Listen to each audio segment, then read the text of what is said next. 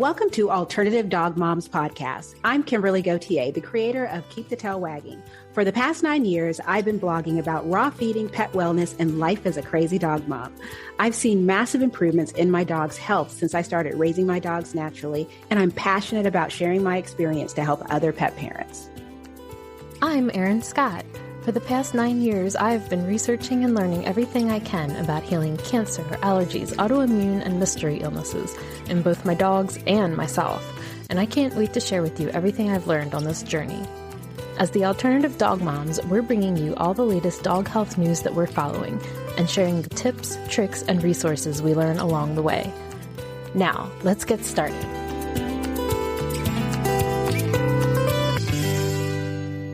Hello, Kimberly. Hello, Erin. So I'm bouncing out of my seat right now because we have a very special guest today. Welcome, Dr. Barbara Royal. Hi. How are you guys? We're great. We're so excited that you're here. I'm so excited to be here. It's so fun. I love doing this kind of thing. It always gets me a little bit more jazzed about my job. Oh, I'm glad.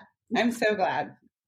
So we're just going to dive right in because I have so many questions because I've known you for years, and there are so many things about you I don't know. So my main question is, where in your veterinarian journey did you veer off and go holistic and raw feeding? Oh man, it's been a while, as you know, right? So, and everybody has their little story. It's always an animal, right? There's always an animal, and it's usually something that's personal to you. And that's what I find with most of my friends. So it was my own dog, at that point, she was 12, and it's so dumb because I studied nutrition before vet school and I really should have known better. So I was out of vet school and I was, practicing and I was selling kibble and I was like completely determined about it. I even had a client tell me that she didn't ever want to talk about nutrition with me because I was trying to get her to buy kibble food. And she had the most beautiful Newfoundlands I'd ever seen in my life. She had 9 Newfoundlands. I mean, somebody who has that, they must know what they're doing, or they're crazy, or both. But she did. And so she made all of her food for those dogs in a separate kitchen in her house because she just felt she should do that. But it was all raw food. And they were unbelievably gorgeous teeth and, the old ones, the young ones. And I said, as she was leaving, one of the first appointments I had ever had with her, because I was such a young, really naive vet. I was like, as she was leaving, she said, "Oh, and I make all of their food myself, and it's fresh and raw." And I had already given 3 of the dogs a beautiful exam, like, "You guys are fabulous. Bye-bye." And she's out the door. She's like, "And I feed them some fresh raw food." And I was like, "Get back in here. Oh my gosh, Joan, this is going to be a disaster. I'm going to have to help you with these dogs because you got to start giving them this kibble food, and you're endangering them." And I did it all. I'm so embarrassed to say. And she listened really nicely. And then she just looked at me and said, "We're never going to talk about nutrition again. We're not going to." She was like, "Bye, Barb. Really nice. Loved being here." And then it was still months after that before I did it. It was my own dog that had to turn the tide for me. And then I remember thinking, after my own dog had been eating some fresh food, could it have been the nutrition that made those Newfoundlands so healthy? And then it was like, nah, I doubt it. But my own dog at age 12, because I knew that she loved, really fresh meats and everything else. And I knew she was probably on her way out. And they were like, "Yeah, she's probably got just a couple more months to live. And she's a German Shepherd and blah, can't really walk very well and blah, blah, blah." And I was like, well, I know there's this raw food company that was feeding a lot of the wolves at the zoo where I had worked. And I had, again, studied nutrition. And in fact, ran a lot of the nutrition conferences at the zoo where we talked about the freshness of the food and we talked about how important it was. And then I thought, well, she'd probably love to eat that. I guess I've got nothing to lose. I'll let her have some of those. And I bought these tubes, and it was, that was almost 30 years ago. And I bought the tubes, and it was messy and gross, but she was so happy. And then she lived till practically 18 years old. Wow. Oh, wow. And she was like, went from being a dog who was like, I can't really move on the beach, to catching Frisbees again. Wow. So your brain goes, oops. Wow. Yeah. And that was the the incredible change. And I worked in like a 5-doctor practice, and she came to work with me all the time. And all the other doctors in the practice were like, wow, what did you do with Tundra? She looks amazing. What drug is she on? What are you doing? And I was like, no, I just changed her food. And they're like, that's not possible. Something else happened. I'm like, I don't know. I think it's possible. Did you tell them that it was raw? I did. And everybody was appalled. Like, yeah, it was, yeah. I was likely to kill her any minute. Yeah. That story makes me feel so good because Erin sent me a text message yesterday, and I burst out laughing, and I want to just read it. And I made a reel about it because whenever I see this argument about raw feeding, I think of my dogs. But it says... So it's from someone who's a vet tech, by the way, who made this comment. Okay. And it says, dogs aren't wolves. They don't need raw diets. Dogs are 10,000 years removed from being wolves. Different species, different DNA. Stop treating dogs like wild animals. They're domesticated. So I just think it's hilarious that just by feeding fresh food, it's seen as treating dogs like wolves. When I did a video this weekend of all of my puppy's toys because I decided that she likes dinosaurs. So she has like a million dinosaur stuffed toys all around the house, and I gathered them up. And, my dog's sleeping on the bed and playing with toys, and, and it's just sort of like, yeah, these are the dinosaurs. These are the wolves you're talking about. I'm not treating them like wild animals. No. They're eating off of plates and all of these. Yeah. So now that you tell us this great story about Tundra, how do you even respond to the message that we're treating our dogs like wolves? It's a funny thing. There's weirdness sort of linked and hooked in there that make people believe that could be the case. There's a lot of horror movies where something gets the taste of blood and then that's all they want. And then it's like, oh, your children aren't safe if you're feeding. There's like weird little things that we all sort of have a little fear about. And we're like, maybe, and it's just not true. But the fact for me is I just look at it and I say, well, yeah, we did some breeding for these animals over some years. And I don't think it's been 10,000 years we've been doing it, but whatever. We've been breeding them to look differently, so the outside's been like shrinking and getting bigger noses and ears and, the tails and the silly colors and stuff. All that we've been doing, but nobody's actively been breeding them to eat something that's an absolutely, ultra processed, carbohydrate based, chemical laden food. Nobody's done that. We haven't been like, what we want to do? Let's breed them so they can eat that stuff. And so they can eat our styrofoam if we want them to, or whatever. We didn't do that. We didn't make a decision that we've got leftover candy and let's put it in their food and let's breed them so that they can process that beautifully and stay healthy. We didn't do that. So we left when we did this breeding of little shapes and sizes and things that we like for behavior changes. We did it for that, and that's fine, but the GI tract is the same. The GI tract and the enzyme systems and the way the stomach is shaped in a certain sense. Like it's all like a big stomach and a smaller GI tract. It's not our GI tract. It's not the GI tract of a hummingbird. It's not the GI tract of different animals that eat different things. We didn't make them into cows or something else in their GI tracts. And that's where I think we're making the mistake. Like, yeah, my dog is literally on my foot right now, keeping my foot warm. And she's the cutest thing ever. And I would cuddle her all day. She's not a wild wolf, but her GI tract is really just that. And her enzyme systems and her immune system and everything that was developed over thousands of years to make this particular carnivore here is pretty much the same. She can process things. And actually, honestly, wolves can process a lot of stuff. They're scavengers. They're amazing. So when they're about to die, they could probably live on some pumpkin and some shoe leather and, maybe a blueberry here and there. All that stuff, they can live on that. And that's great.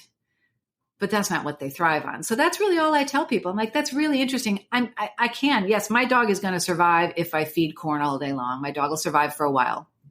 And I won't attribute all the diseases to the food because I'm not going to look at that, but maybe, or I just don't want to maybe. But the fact is we should attribute their health to their food and what they're eating.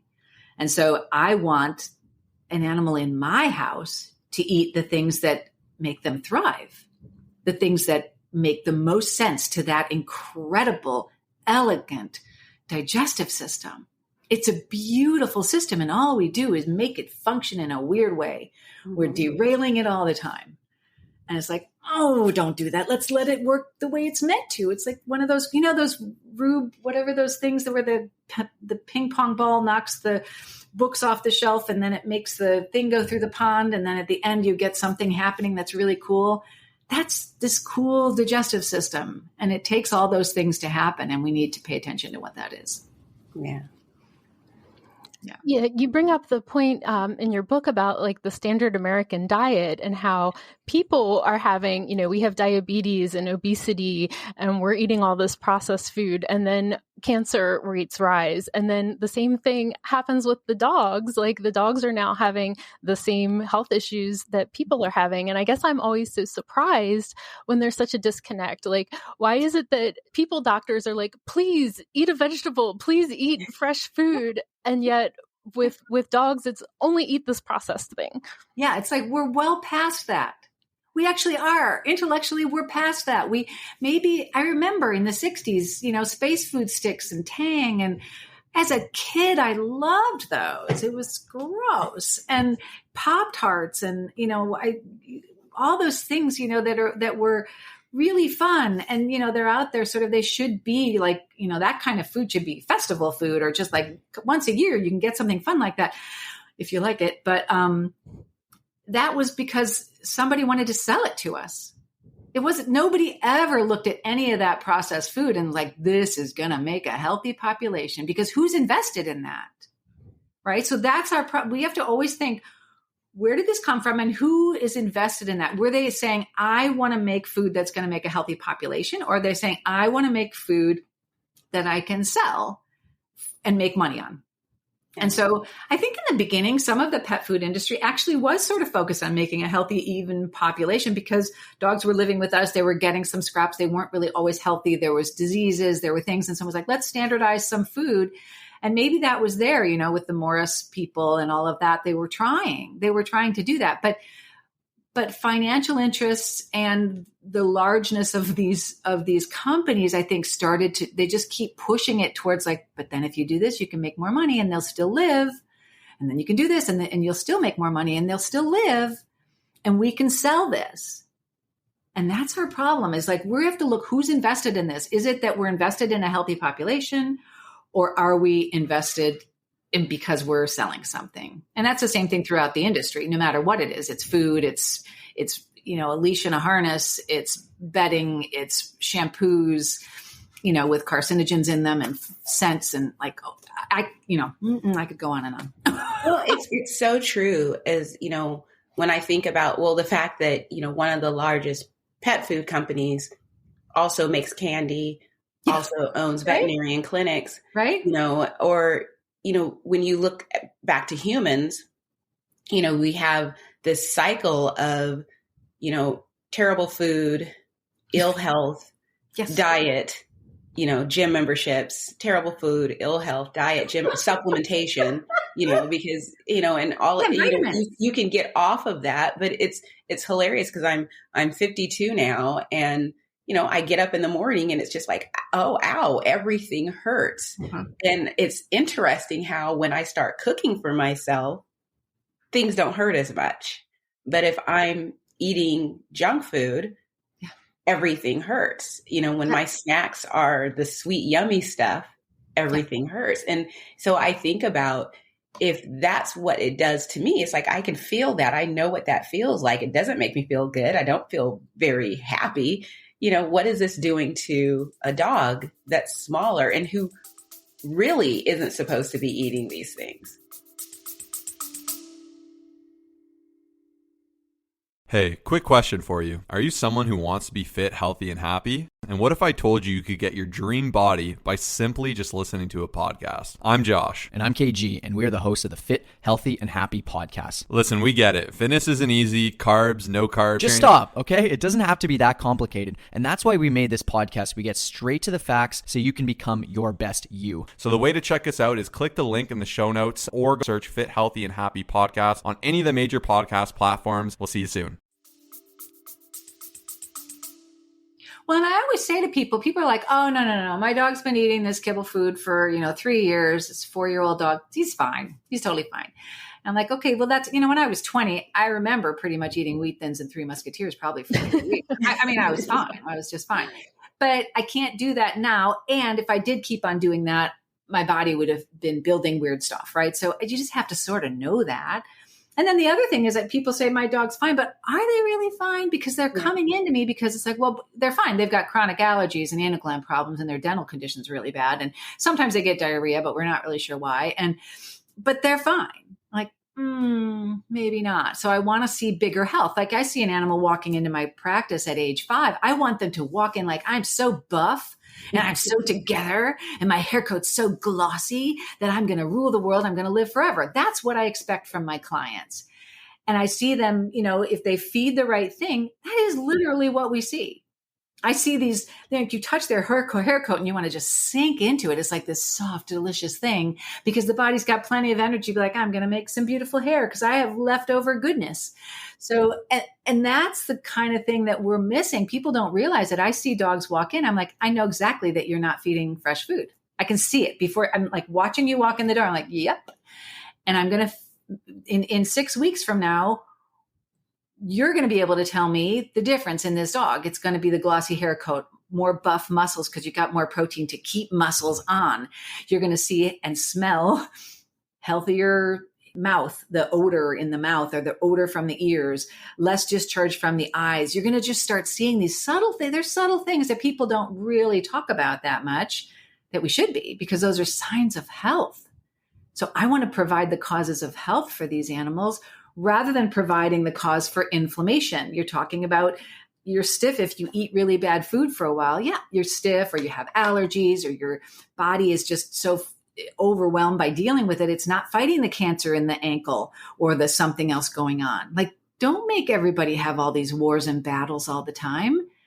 Give them the food that's just like, oh, I'm making a healthy immune system and good muscles and my systems are working. Why not? Why not do that? Why not? How do you address that conversation with clients when they come in and are unfamiliar with this or somehow resistant to change? Yeah, I used to be nicer. I do sort of warn people, although my staff says also now I'm a little more of a pushover now too. So there's both sides of it. And I think that's because now, 30 years down the road, I know I'm going to get there with them. If they're in my office, 99% of the time, it may not be today, but it's going to be sometime. So sometimes I'm just like, all right, they come in and they're just like, yeah, I heard you really want to do this raw food. I'm not going to change. So can you just help me with the other things? Like, okay, all right, that's fine. So I'm just going to tell you right now, if we don't change the food, we're not going to get too far, but I can help you. It's going to work out. I'm an integrative vet. We can battle all these things with other stuff and tools, but you'll be here a lot. And that's fine with me because you'll spend money and I like that. So, I sort of do it that way. And then I just explain as carefully as I can about what food does in the body. What does food do? And I think as humans, we've lost track of that. Yeah. Like, what does food do? Does food just provide a sensation in your mouth where you taste something and that's the thing? That's what we want? Because I feel like that's what's being advertised all the time. This is going to taste terrific. Mm-hmm. And it isn't always necessarily that we're saying this is going to build a really healthy body. So we have that as a starting point because everybody just wanted to make things that taste really good. And then we do have some things where they're sort of over supplemented or they're sort of some false claims about making you feel incredibly healthy or whatever. There's some of that too. But I feel like we miss the point. What is food doing? It's actually building systems. And what are those systems? Well, they're everything. It's your neurologic system. It's your, how you react to allergens. It's putting in things that your body can use and not putting in things that your body can't use. And it's pretty simple. Like, if I'm having a car and I need to give it gas, I should give it gas. I shouldn't put sugar water in there. It's just not going to work. Or, if you do a subpar or something, it's not going to work. We sort of understand that, but this is a system that takes a lot of different things. So yeah, some things might work, some might not. It's not quite as, specific as gasoline, because you can deal with different types of things in a dog or in a person. But let's do the thing that makes it the most healthy. Let's provide the causes of health for all of those systems. And then I just talk about, for the immune system, you need proteins, and this is why these kinds of things have to happen. And for different types of neurologic functions, you need really good fats, and they have to be good fats, not rancid fats, not cooked fats. And I do try to talk about it. And I'll tell you, it takes some time. So it's annoying for a lot of veterinarians to have to do this conversation, even the amount of time and trying to get it through to people. I'm finding that to be a real rate limiting factor for veterinarians. They're like, I'm never going to go through all that with my clients. I don't have time for that, because you can't really, it's difficult to make the money that you need to make as a veterinarian if I'm going to spend a half an hour talking about nutrition. That was just this long and I haven't even gone through my real spiel. but here's what I do. I train my technicians and I give them lots of continuing education. And I empower them with this same knowledge. And that has made a huge difference. Mm-hmm. And it's sort of the same thing with my clients. When I tell my clients and I teach them, we really teach them, and I give them different tools and different, all kinds of different resources to look at. And then they're going out and sort of being the people that say, hey, look, this makes sense in my heart. Mm-hmm. As I'm saying, I said, if I'm saying things that don't make sense to you in your heart, please don't do them, because it should make sense to you. Whatever I'm saying should be like, yeah, actually, that does make sense. Okay, I'm going to do that. And so then that means that those people are going out and talking to people. And my technicians are, as soon as people are walking in, they're like, yeah, we see that you're feeding this kibble food. It's an ultra processed food. It's doing these things. It has potent carcinogens in it. It's got glyphosate in these chickpeas, and it's got, yeah, you're going to want to rethink that. Mm-hmm. And by the time I walk in the door, those clients are primed. Yeah. So that helps me a lot. But it's a lot, because we're changing an entire way of thinking where it's like, but everybody does this. Yeah. Everybody does this. Like, but should they? Starting to notice more people, because raw feeding has become mainstream, because there was, like the farmer's dog, which isn't raw, but fresh food, had a commercial during the Super Bowl. I know. People are starting to, it's not this like, what anymore. Mm-hmm. Great. So I go to a local dog park. Since I work from home, I go during the day when no one's really there. And so I've had conversations with people, because we start talking about our dogs. And I have found really, like, people are fascinated with the diet, but people are really fascinated with dental care and sharing with people, oh, well, this is what I do for my dog's teeth. And not even like the raw bones. Like, I have a herbal organic spray that I spray on their teeth that loosens any plaque and tartar. And people are like, so what is that thing? And that you were talking about, people, because when you compare a $700-800 dental cleaning to a $10 spray that you use on a daily basis, that is like lights people up, where they're like, yeah, I need to know more about this. I've sold more of that spray over the past year than anything else. Yeah. No, having anything that's outside of, anesthesia every year for dentistry, which to me makes me go, what? That's something it's now routinely recommended that you should go in for a dental every year for your dog, because people go in for dentals all the time, which we do because we don't chew on the right things, but whatever. We eat a lot of sugar. Everyone knows it's really sugar and things like that. But then you think about it in a dog, you're like, no, that's normal. Dogs would develop heart. I'm like, I know, because wolves and foxes and coyotes in the wild all get dentals every year. That's normal. But that's that fourth grade thing you learn about teeth. Rabbits have this kind of teeth and they chew on wood, and then horses have this kind of teeth and they need to do something to keep their teeth healthy. And we learn that at one point in our lives, and then we forget about it and pretend like we somehow have to intervene because things have gone so awry. But like dental specialties and everything else, I've got one that I work with that I do think they're the bee's knees. They're amazing for when I need them for stuff. But I need them for big things, broken teeth and things like that, where there's something happened, or, we've got maybe a long history of bad food that's caused a problem, and I'm trying to get them into this place of normalcy. but to suggest that they need to get an annual dental is something I wouldn't do. And I believe that, yeah, fresh food, the mouth biome, I did some really cool stuff. Actually, this may be interesting. I cultured the mouths, because I'm a freak, of animals. You know, that horrible tartar with those thick shelves that you see on kibble eating animals. It's just really scary. So I did swabs and cultures of those mouths. They're kibble eating animals.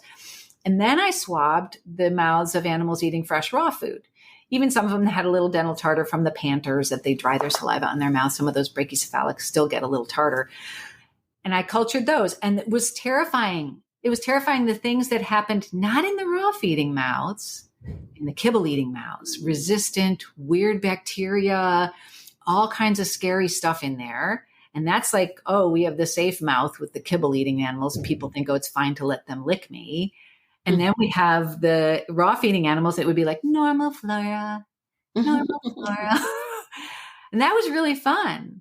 But I just did that for me because I was wondering, like, what is going on in here? What's happening with that? And I probably should do more and publish it. But that's fascinating. Yeah. I know, I'm busy being a vet all the time. So because we had someone on teeth, and it's that food, the water additive. And I actually just published a blog post sharing what I do for my dog's teeth. And that was one of them, is doing a little scoop into the water. And I mean, I love the idea of an oral microbiome and just keeping the biome healthy. Yeah. I mean, and it's going back to what you said earlier about how all of these things that we've known for humans, I mean, I don't know time, but back in history when humans only lived to the, 30, 35 years old because we didn't clean our teeth back then. And so we had all of these health issues that stemmed from our nasty mouths. I mean, it's just, again, let's apply that to our dogs. And why are we surprised? Yeah. I mean, and it's changes in diet, it's changes in behaviors, it's so many different things. And I always think of a lot of the health things that are going wrong tend to need somewhat of a perfect storm of things to happen. It's not going to be, there's too much redundancy in the body, and it's too much, efficiency to let something go wrong that's really going to cause a problem to that species, right? So, it's just like if you're going to have allergies or something, you need to have a series of things go wrong. Your immune system has to be overreacting. You have to be filling up what I consider to be the cup of allergy problems. Like if you have your cup only a quarter full when you start, and you've got then ragweed and all these other things, you might not even ever see signs. But if your allergy cup is full of all kinds of different things that affect your immune system and your reactions, you get one little thing seasonally and boom, you've got allergies. And it's the same with all things. Like for things to go wrong, for cancer to develop, like your body fights cancer 40,000 times a day or more. I don't know, probably more than that, right? So it's just looking for weird cells going, nope, you're out. Nope, you're out. And for it to not do that and to develop a cancer, multiple things in the system have to go wrong. And so our job is to make sure that as few things go wrong as possible. And that may be from a lot of different directions, which I know scares people about medicine when it's not like, what's the pill though? Right. What's the cancer answer? What's the thing? Let's find it. I've got a research project to find the cure for cancer. It's like,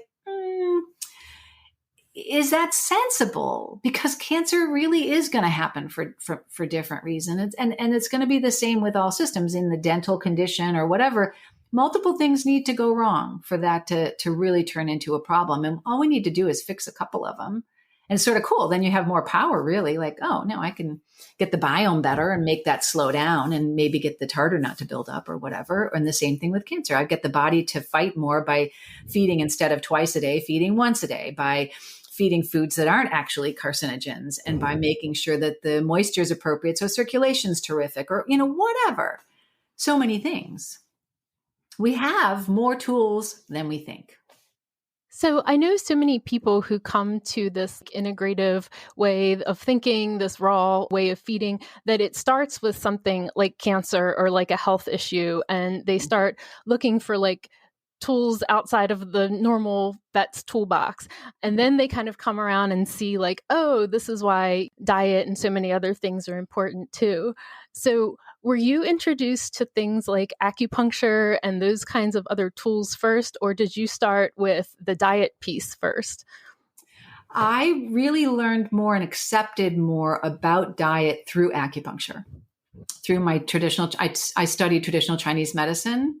And that actually, because when I was young, I watched PBS because I was a dork. And I watched a thing on somebody doing a C-section using acupuncture as the anesthetic. Like that's what they used. And they were able to do an entire C-section and have this baby come out. And the woman was like, that's cool. And I thought, well, that's magic. That's just magic. And if I ever do my dream, because I wanted to be a veterinarian my whole life, if I ever do my dream of being a veterinarian, I'm going to learn about that. I'm going to learn about acupuncture.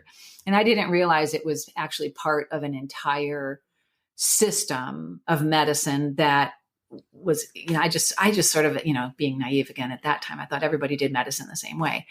And it was like, oh my gosh, there's all these different kinds of medicine. There's Ayurvedic and Chinese and like so many things.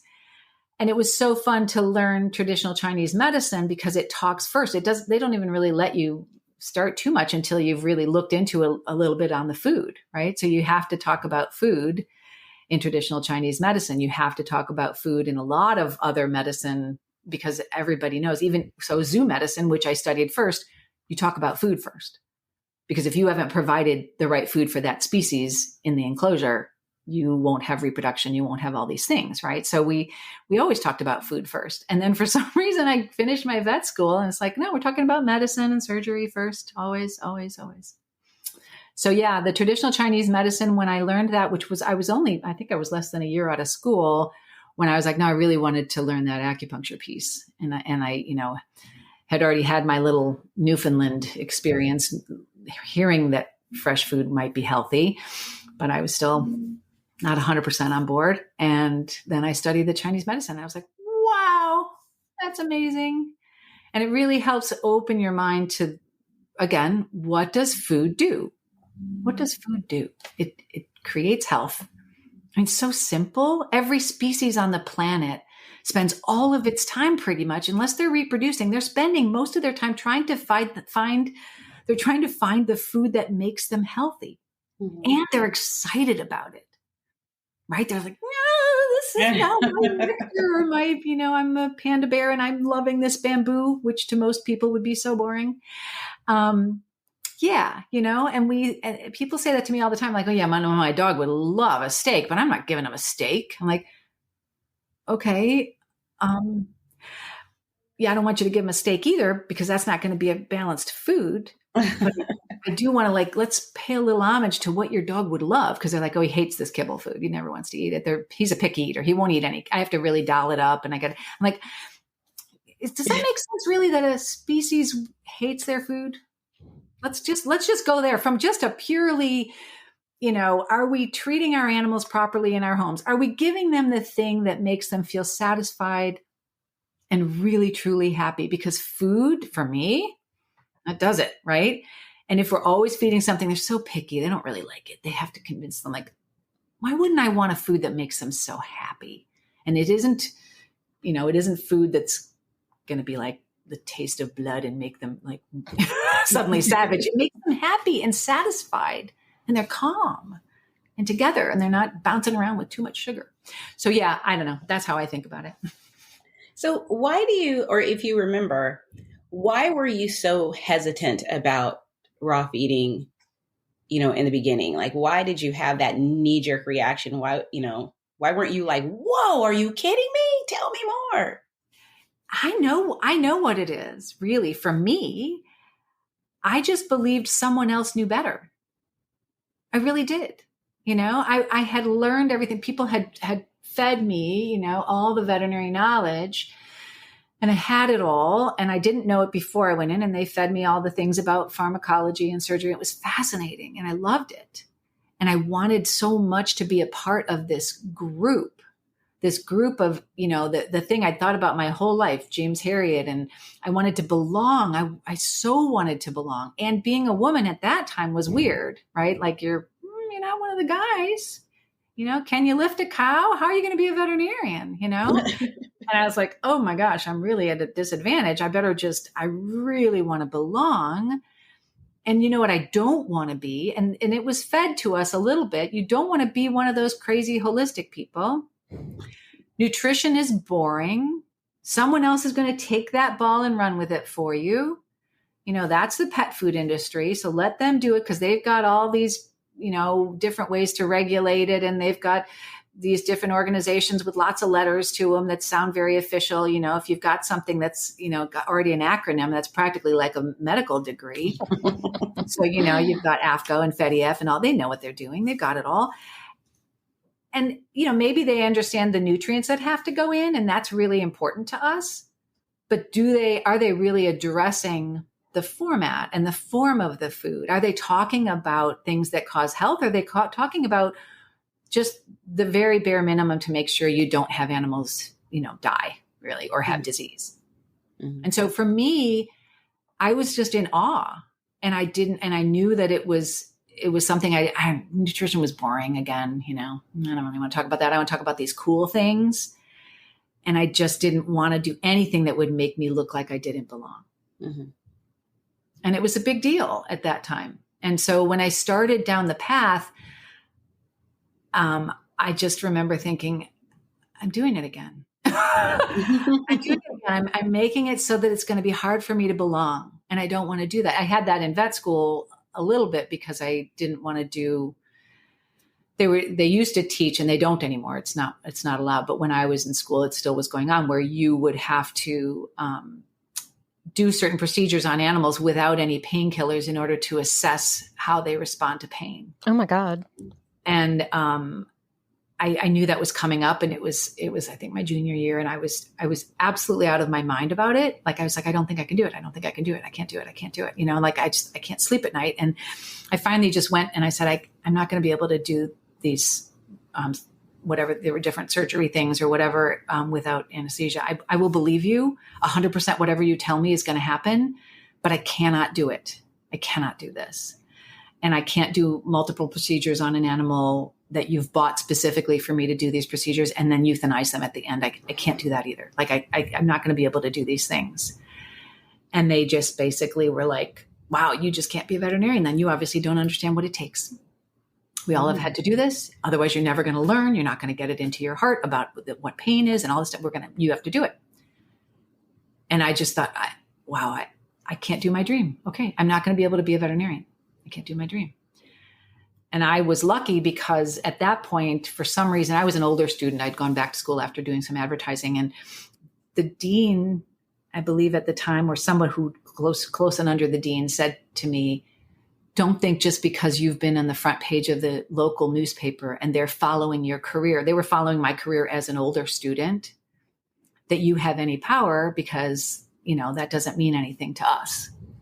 And I was like, oh. So you think if I tell them that you're kicking me out of school because I won't do vivisection and things like that, that's, And I was like, so you don't think that'll make a difference? And then they created a little program for me and 8 other students who couldn't do and we did it all with humane shelter animals, and we did it with carcasses of bodies and things like that. We did a lot of other things. And then we had to go through some videos about stuff that other people had done. I was like, okay, fine, I'll watch that. And we didn't have to do it. And as of the next year, they never did it again because it cost them so much less money than buying those dogs. Wow. But I remember that feeling like, oh my gosh, I'm pushing myself out of this society I want to be part of. And it's the same thing. It was the same thing with the food. I was like, oh my gosh, I had so many of my colleagues call me up and like, what happened to you? You used to be like normal. We're really glad when you were back in Chicago more and blah, blah, blah. Now, like, what's happened to you? We're not going to refer people to you. Like, it was great that you were doing acupuncture, but what's this? Don't talk about raw food. That's crazy talk. I mean, I think that's still what's going on with veterinarians, right? Yeah. I mean, I think it's a natural human thing to want to get along, to want to just want to be part of a community. And it sucks to be pushed to the outside. And there's got to be some type of quandary when you know that this is right. Mm-hmm. And so you're basically being asked to choose between what in your heart is right and being part of a community, which is important because there's support there and protection there. Right. And so it's just, I can't even imagine. Yeah. And the protection part was big too. And it also just, and I think it's interesting because right now we're in a place where society is really doing a lot more about inclusivity. Society is talking a lot more about, if you have a different viewpoint, maybe we will allow it. Or if you have a different idea of your gender fluidity or, there's a lot of things out there now that I think it's been really refreshing, probably exhausting as well, because it's like, sometimes it's just, it's like, okay, how far are we going? What are we doing? But at the same time, I think it's a shift that does speak to the fact that, the rigidity of a lot of these boundaries is really just made by ourselves. And why do we do that to ourselves? Why should we do that? Yeah. And I feel like if we really want to make this, make the world a better place, we have to be looking at that. We have to look at where there may be some other options to keep things together.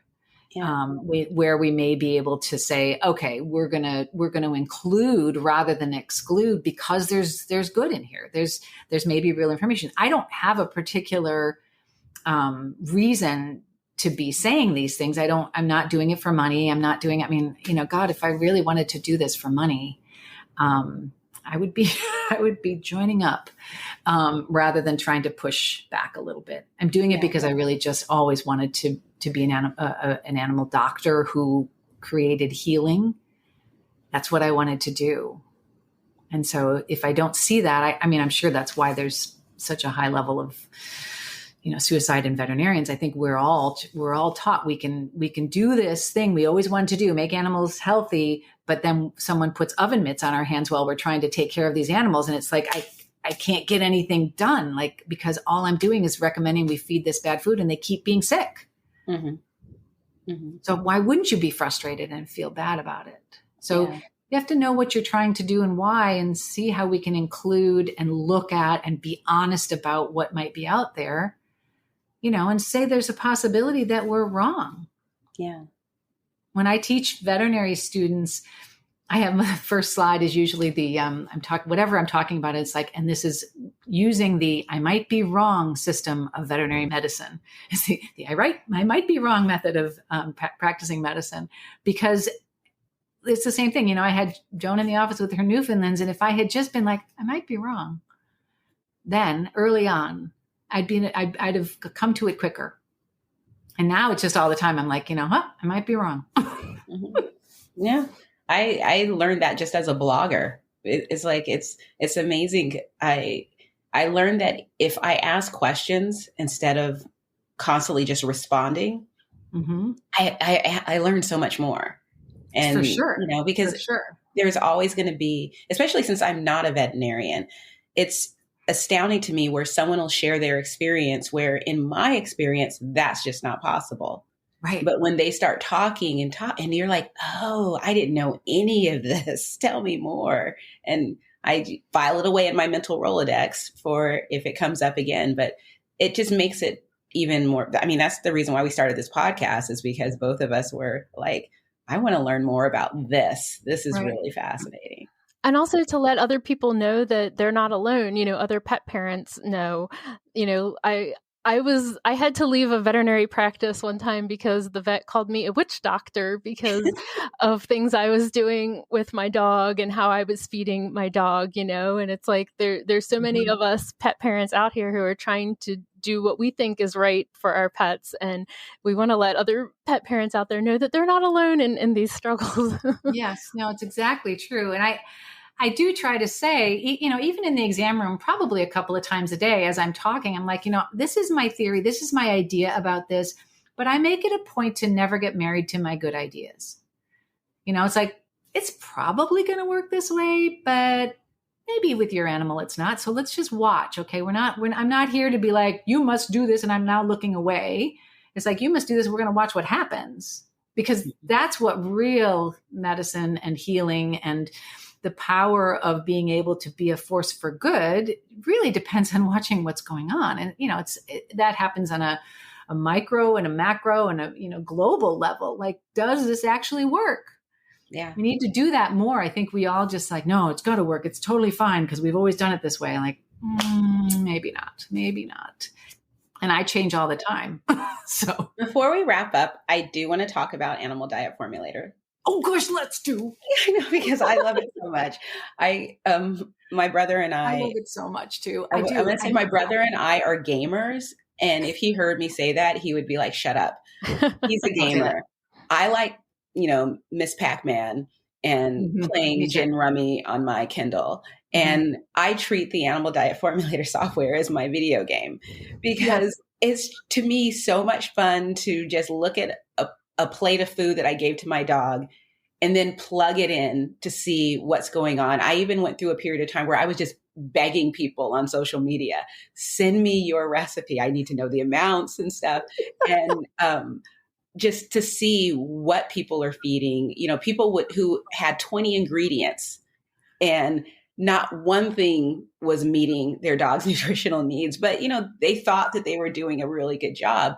So I was wondering, have you noticed any trends since you've been involved with this software? Yeah, it's been fascinating. I got involved, with Steve Brown years and years ago when I started formulating for the therapeutic line for Darwin's, right? So, and that was, I don't even know, maybe it's 20 years almost now. And we sat in front of his computer with his Excel program, and I was, again, in awe, like, wow, you've just blown my mind about all the stuff we actually already do know about nutrition. And then, even then, it's not anything compared to what we know now. So it was fascinating, but exhausting with that program. I was like, okay, I will never be able to do this myself. So Steve, you're always going to have to be here with this Excel program and it's bulky and he's doing things and then here's the USDA data. Now this is the way we do this. And it was fascinating. So I loved it. But then when he said he was going to retire, I was like, okay, nope. That can't happen because I don't even know what I'm going to do without you. So we ended up figuring out the way to pull all of his incredible brainy ideas. And he's so into the actual detail and minutia of all of these different nutrients and ingredients and how you do it. When we pulled all that together and put it into this software and put it on the cloud and made it actually a video game, it was like this huge breakthrough for everybody. It was like, wait a minute. So I don't have to be sitting, with Steve, although it was fun, sitting with Steve and doing his Excel program. I can do this and touch buttons. Mm-hmm. So that was really exciting for me. And now what I've seen is that, there's sort of this weird thing that happens anytime there's a tool like this, I think, when people are like, but I don't want to use the tool because I don't need to know. We don't have to know. We just do some variety and we're fine. We can just do that and everything's fine. And I get that. Like there was a backlash for a while that was pretty strong and that seems to be fading, I think. Yeah. Where people were saying, nope, it doesn't matter. Just do variety. You shouldn't have to think about it. Just get a grind. I don't balance my own diet. Why would I balance my dog's diet? Do that. It's like, well, because you can, and you may as well know. Like, it's not like you don't have to do it. Then you can be like, I know. And now I don't care that I don't have any iodine in my diet. Like, okay, then don't care. But it's cool to know. Why wouldn't we want to know that the fatty acids aren't balanced or something? It's going to cause a problem with the way you train your puppy because you don't have the right fatty acids to make this neurologic system together. That's a big deal. Mm-hmm. And people are like, no, my dog's just really hard to train. I'm like, your dog is basically like walking around on sugar all day long. And so, it's just these things that I see that trend calming down, which is nice because again, why don't we want to know? And there's no big downside to it because what we found is when you do try to balance that way using our brains, it's a mistake because we think we know when we don't. And they're like, well, how would animals do it then? I'm like, well, actually, they have shown very clearly in my zoo work, you get an animal that's deficient in X or whatever. They're like, when I go out, I'm going to make sure to eat the eyeballs today because I really feel like eyeballs and they've got the stuff I need or whatever. They're choosing their foods all day long for basically like what they need. It's zoo pharmacology. It's fascinating stuff. But do they get to do that in our homes or in the backyard? No, they don't. So there isn't that a variety or option to, eat more liver, eat less liver when they kill a large animal in the pack, or there isn't any of that. We're just putting it together in a bowl and they're hungry and they're going to eat it. So to say that we can do that, that's been the best thing for me, is to see where animals that were having just chronic problems or having things like that, and see the diet formulator going, oh, no, look, you just haven't been giving enough zinc. Mm-hmm. And your skin problems are now gone because we fixed that little thing. And how fun is that? How fun is it to make a recipe and to be able to go, oh, my neighbor just got, 3 deers and they're in the freezer and we can use this venison and I can make this food for my dog. What do I do? Bing, bing, bing. Here's a recipe. Boom, you're good. Yeah. I love that. My goal was, because when I first started, all of my recipes had 18 to 20 ingredients. Mm-hmm. And so the winning point was to get it down to 10 and then get it down to less than 10 ingredients. Yep. And it was just so much fun. And people thought that I was going to start offering meal formulation services because I had this software, but it's like, no, I'm just that nerd. Yeah, right. I just like to do it sometimes. Yeah. Yeah, no, it's that thing. And it's been really fun to see. Also, what I love is that we're learning constantly, because this is now on the cloud.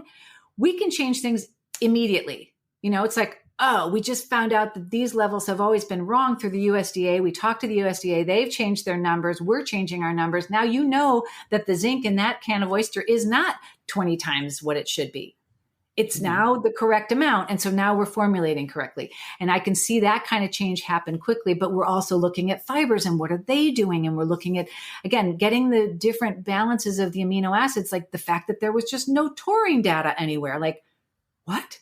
Nobody actually knew taurine data. Like, it just wasn't there in the USDA database for some ingredients. And that's why Steve developed these typical values, which is really a beautiful tool. Like, you can be like, okay, I know that there's a lot of variation in some of these, some of the different ingredients, but Steve's looked at it mathematically, gone to all over the world to get data, and then put together what he considers to be a good range so that you're always going to be right.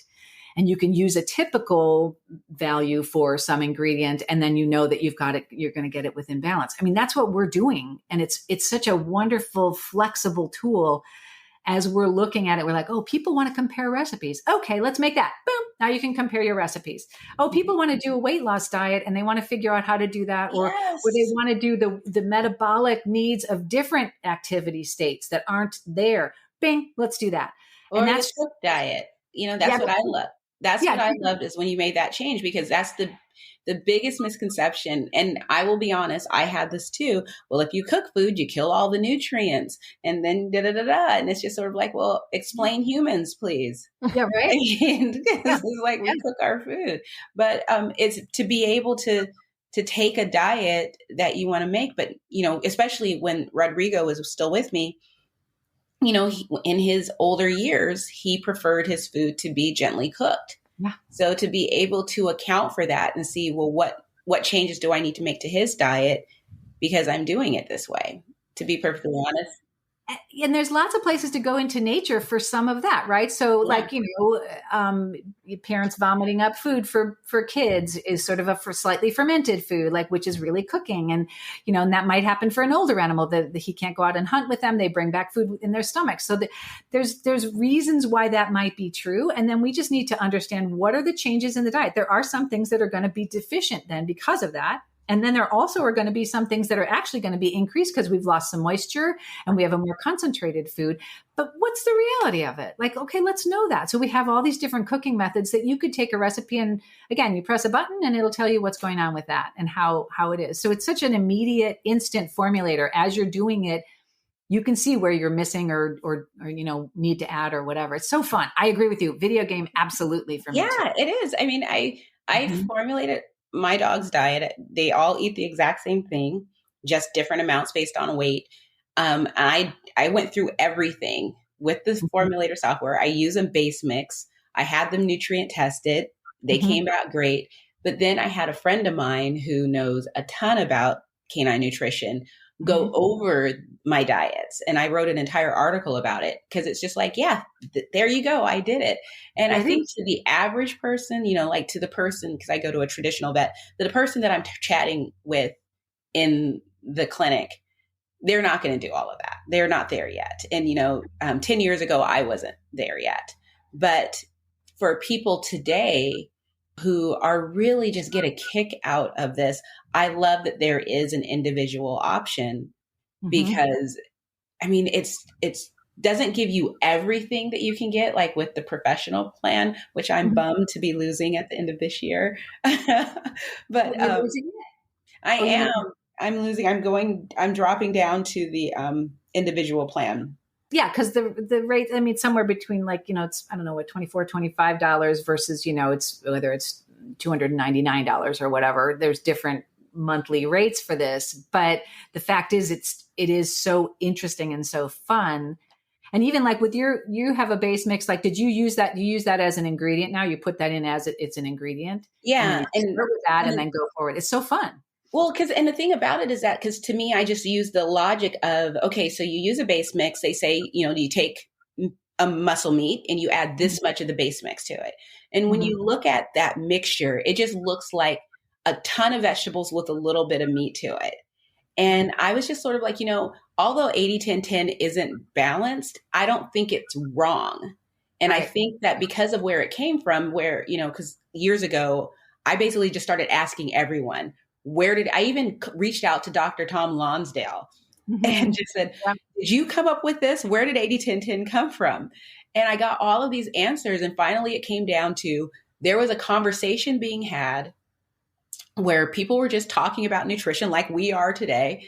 And they were like, well, what is a prey animal? What would that mean? And in a conversation, they came up with 80-10-10, and it wasn't meant to be a diet. It wasn't meant to be anything, but somehow it stuck, and we were following that for years. And so I was just like, I don't think that that's wrong, but it's obviously lacking. So what if instead of just starting with muscle meat, I start with 80-10-10, add less of the vegetables because I'm covering so much in the organs. And then I was like, I'm going to add oysters for zinc. And then just basically I was going to start there.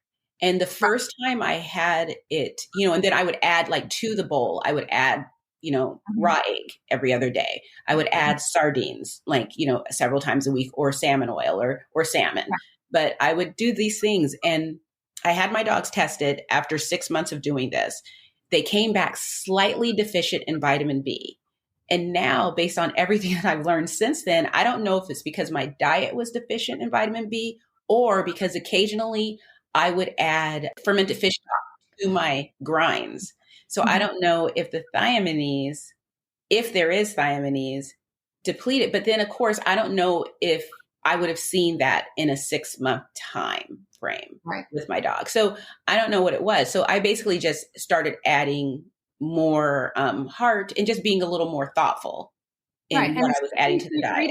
Yeah, for ingredients like that, it's, we always are talking about the minimums, but what are the maximums? Like B vitamins, you can do a lot of B vitamins and it could be a lot more, and they just pee it out if they don't need it, but they use it and it's wonderful. And it's the same with, it's really important to have an estimate, right? So when I studied, I was a chemistry major for a good deal of my college career. And one of the most important things we did was estimate. Like, you wanted to know where you're going to end up. How many decimal points are you going to be over before you start? Like, if you don't have an idea about that, like I see nutrition students now, we teach nutrition at the College of Integrative Veterinary Therapies. And there's lots of great courses, by the way, for every level. So if you want to learn more about this, go to the College of Integrative Veterinary Therapies. I'll put a link in the show notes. And you got to do it because it's so fun. But when I'm teaching students, I have students from every level. And I even have veterinarians who will come in and say, okay, now tell me, how much food would you feed this cat? Do the calculations and tell me how much you'd be feeding every day. And I literally am not kidding you. I got a veterinarian who said I would feed, we figured it out. It's exactly 15 mils per day. So 15 mils per day is in fact a tablespoon. So if you think about a 12-pound cat and you're thinking, I'm going to feed a tablespoon per day. Like, you should know before you start whatever you're doing, if it's a life and death situation, which feeding is, get an idea of what your start, like 80-10-10. It's not a bad idea to think about what that means. It's not a bad idea to put together some of those things in your head and go, I have an estimate about where I should be ending up. And I shouldn't be ending up with 6 pounds of spinach and 1 pound of ground beef. Like I'm not going to do that. But then that really helps. But then you need to know, why shouldn't you know if you actually have, enough selenium in there? You should know. We should know. Even if you don't want to follow it all the time and you want to change it up, or you should know that you have too much copper because you're feeding too much liver. The liver brings such a weird variable amount of copper. The Royal Animal Health University Foundation is funding research into the problems with giving liver as treats. Freeze-dried treats of liver are causing copper toxicosis everywhere. And so these are problems that we should know. We need to know. And so I love the Animal Diet Formulator for its ability to help us deal with that kind of problem pretty regularly and easily with a push of a button. Mm-hmm. I love that. I know Dr. Kosher always talks about liver treats. We're working together on the liver stuff, actually, with her and the Animal Diet Formula and Steve. We're putting together better guidelines about, and again, figuring out what's a typical liver versus a feedlot liver versus a grass-fed liver, and how much the cattle are supplemented with, again, a huge premix with all kinds of vitamins and minerals, but maybe, too much copper. Mm-hmm. And so that's coming into the liver and it's being a problem. And so we're seeing, more liver enzyme elevations and things like that. And people are like, I wonder why that's happening. I'm like, liver. Could be that, And so doing the research, testing the livers, we're doing all of that. We're trying to be not only a software program, but a program that looks at where there's problems and going, oh, we need to research that. So now we've got I think it's like a 6-page list of all the things we want to research. And so, we're just, as the funding comes in for it, we're just getting to the next thing that's on the list, the fibers and what kind of bacteria we've got a list and we know how to do it. We've got people to help us. We're doing specific farms. We're choosing. I mean, it's fun, but oh my gosh, there's so much to research. So if anybody wants to donate to the foundation, it's the Royal Animal Health University Foundation. At the ADF, it's easy to find all that stuff, but we love it. I love it. I have one last extremely important question for you. Yes, go ahead. So I got to see you speak in Albany and you actually sang for us. And I was wondering if you'll be doing that in San Diego also. I have, my rule is, because of my grandmother, if anyone asks you to sing, you must sing. So that's the thing. She says, when you've been given a gift to do something and someone wants you to do it and it's a gift to the world, you have to do it. So that's one of my, problems in a way, because I don't always I'm always like, I'm too shy to do this today. But if someone asks me, then I'm like, okay, well, my grandmother said I have to, so now I have to. But, and in fact, what's happened recently is next Friday, I'm singing in a bossa nova band. Oh. So that was, I was out to dinner with a group and I sang a little harmony with somebody and somebody heard me. And anyway, the woman came over from the band and was like, will you come sing with our group? And I was like, okay. Because I really need another job. Anyway, no, but I'm doing stuff like that. So maybe it just depends on what's going on and when. I don't usually like to inflict that on people if they don't want to hear it. But, yeah, it's a nice one. And it's sort of a ritualistic thing, I think, for our group to do that. I have sung it at the AHVMA years ago, a couple of times. And it's usually well received because it's a pretty good spiritual, I think. Well, thank you so much for your time today. Thank you. Thanks for having me. So fun chatting with you. Let's do this all the time. I know.